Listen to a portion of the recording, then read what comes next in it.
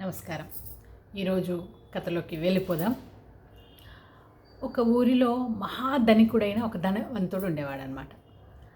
అతను పూర్వుల నుంచెళ్ళి వాళ్ళందరూ కూడా అంటే కుటుంబం మొత్తం కూడా ధనవంతులే. ఇతను కూడా ఆ పూర్వీకులు సంపాదించిన సంపాదనే కాకుండా తను కూడా చాలా ధనాన్ని సంపాదిస్తాడు. ఓడవర్తకం చేసి, తర్వాత వడ్డీ వ్యాపారం చేసి, ఇలా ఇది అది అని కాకుండా చాలా వ్యాపారాలు చేసి చాలా ధనం కూడబెడతాడు. ఆ కూడబెట్టిన ధనాన్ని ఇప్పటిలాగా బ్యాంకులలో వేసేది అప్పుడు ఉండదు కదా. అప్పుడు ఏం చేస్తాడు, ఒక 3 పీపాలు తీసుకుంటాడు.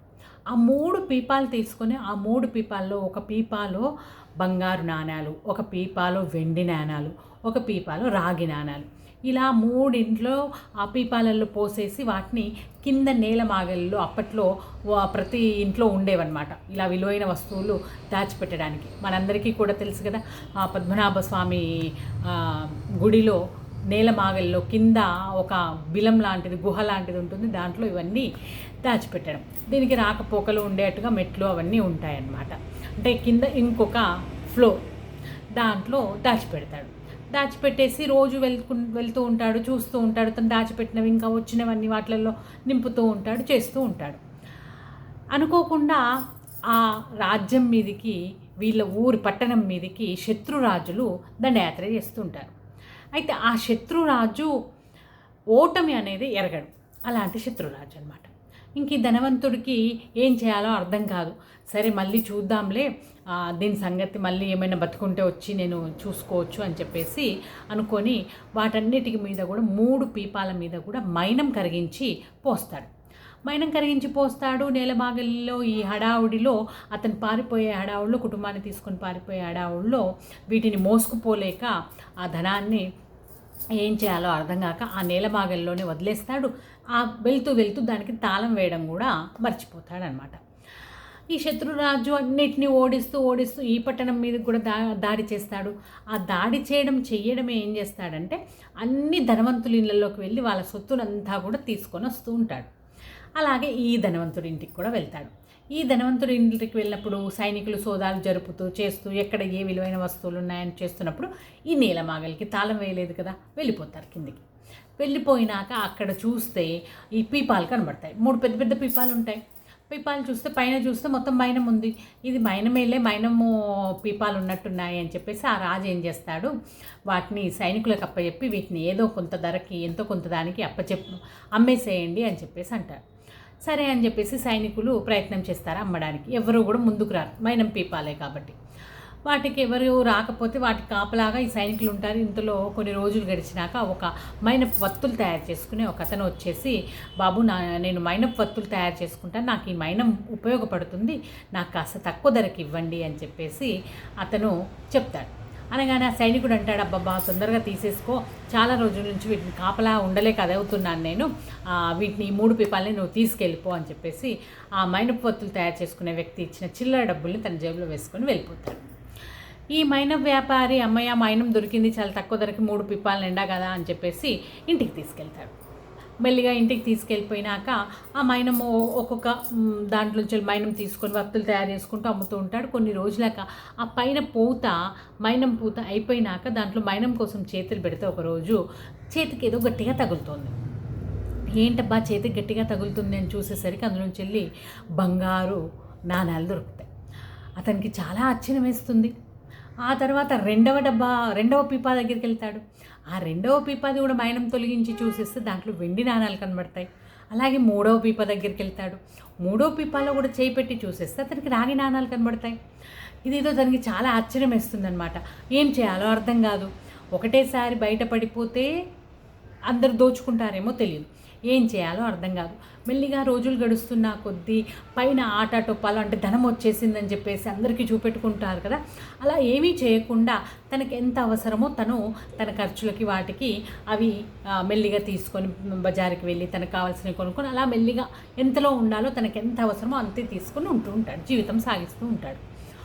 ఒకరోజు ఇతనికి కొత్త బట్టలు కుట్టించుకోవాలనిపించి దర్జీ దగ్గరికి వెళ్ళినాక అతను బట్టలు కుట్టినాక జేబులో చేతి పెట్టేసి పిడికె నిండా బంగారు నాణాలు ఇస్తాడు. ఇచ్చేశాక ఆ దర్జీ అంటాడు, ఇవన్నీ నీకెక్కడివి, నా కూలికి నాకు ఎంత కావాలో అంతే ఇవ్వు, నాకు ఇవన్నీ అవసరం లేదు అంటాడు. అంటే ఆ మైనపు వత్తులు చేసుకునే వ్యక్తి అంటాడు, లేదు లేదు నువ్వు తీసేసుకో, నా దగ్గర చాలా ఉన్నాయి, ఇంకా నీకు కావాల్సి వస్తే చూపెడతాను, నీకు ఎంత కావాలో అంత తీసుకుందురా అని చెప్పేసి చేయి పట్టుకొని ఈ దర్జీని ఇంటికి తీసుకొస్తాడు. ఇంటికి తీసుకొచ్చేసి ఆ 3 పీపాలని చూపెడతాడు. చూడు నా దగ్గర ఇంత ఉంది, నేను ఏం చేసుకోవాలి, కాబట్టి నీకెంత కావాలో అంత తీసుకెళ్ళిపో అంటాడు.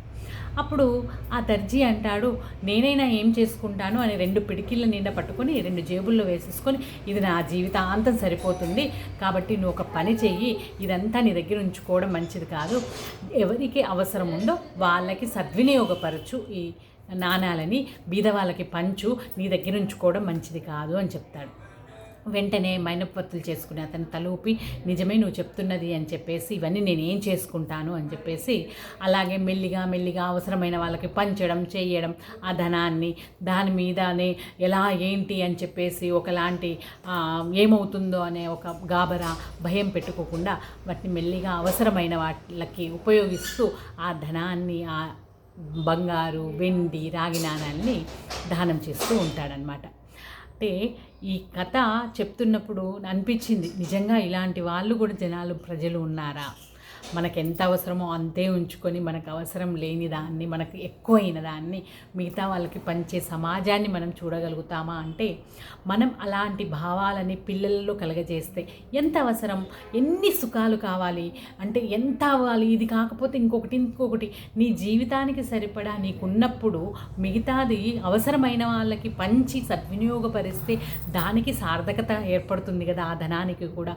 ఇలాంటి ఆలోచనలు మనలో పెంచుకున్నట్టయితే నిజానికి తృప్తి అనేది ఉంటుంది కదా, ఇంతతో చాలు నాకు, ఈ తృప్తి ఇంత సరిపోతుంది నా జీవనానికి అని చెప్పేసి అనుకున్నప్పుడు మిగతాది అంతే మనస్ఫూర్తిగా మిగతా వాళ్ళకి ఇచ్చే అవకాశం ఉంటుంది.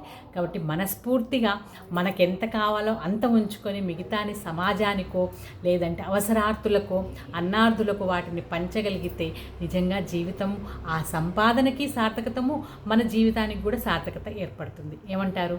మరి ఇలాంటి మంచి కథలు మన పిల్లల్లో ఉన్నదంతా నాకే కాదు ఎదుటి వాళ్ళకు కూడా పంచితే ఎంత తృప్తి ఉంటుందో ఆ తృప్తిని పిల్లల్లో మనం నేర్పించుదాం. ఎలా అంటే స్కూల్కి వెళ్తున్నప్పుడు మనం ఇష్టమైన పదార్థం, పిల్లలకి ఇష్టమైన పదార్థాన్ని వాళ్ళొక్కరే తినకుండా వాళ్ళ స్నేహితులకు కూడా పంచి వాళ్ళతో షేర్ చేసుకునే విధంగా వాళ్ళకి అలవాటు చేసినట్టయితే, చాక్లెట్లు కానీ ఐస్ క్రీములు కానీ లేకపోతే ఇష్టమైన తినే పదార్థాలు కానీ ఇలా చిన్న వాటితో అలవాటు చేసినట్టయితే పెద్ద పెరిగినాక వాళ్ళకి తృప్తి కలిగినంత వరకు ఉంచుకొని మిగతాది ఎక్కువైపోయింది అలా వెనకాల దాచిపెట్టకుండా మిగతా వాళ్ళతో పంచుకునేట్టుగా చేస్తే ఆ తృప్తి అనేది వాళ్ళకి తెలుస్తుంది. ఇలాంటి చిన్న అలవాట్లను మనం చేసినట్టయితే ఈ కథలో లాగానే మనకి ఎంత అవసరమో ధనం అంతే ఉంచుకొని మిగతాది సద్వినియోగపరుచుకుందామనే ఆలోచన వాళ్ళకి వస్తుంది. కాబట్టి ఇలాంటి కథలతో వాళ్ళకి స్ఫూర్తినిద్దాం. ఈ కథలన్నింటినీ వాళ్ళకి చెప్పుతూ మనం కూడా మిగతా వాళ్ళతో షేర్ చేసుకుంటూ ఉందాం. ఈ కథలన్నీ మీకు నచ్చినట్టయితే, మీకు ఎలాంటి కథలు కావాలో ఇంకా మీరు చెప్పినట్టయితే అలాంటి కథలు చెప్పడానికి ప్రయత్నం చేస్తాను. మీ అందరి అభిప్రాయాలు కూడా చెప్పాలని కోరుకుంటున్నాను. నమస్తే.